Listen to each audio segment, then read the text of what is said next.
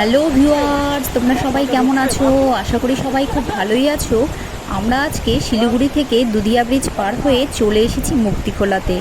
মুক্তিখোলাতে যেসব হোমস্টেগুলো পড়ে সেগুলো পার হলেই পড়বে মুক্তিখোলা পিকনিক স্পট।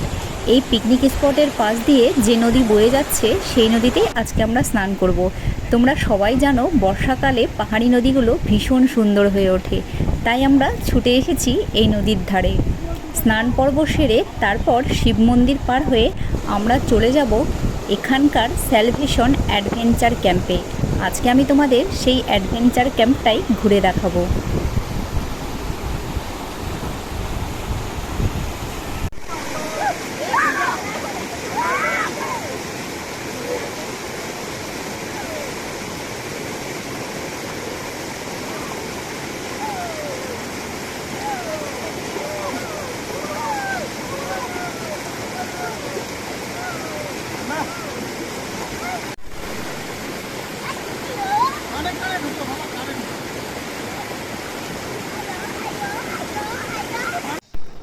স্নান পর্ব সেরে মুক্তিখোলার শিব মন্দির পার হয়ে আমরা এখন চলে এসেছি স্যালভেশন অ্যাডভেঞ্চার ক্যাম্পের সামনে।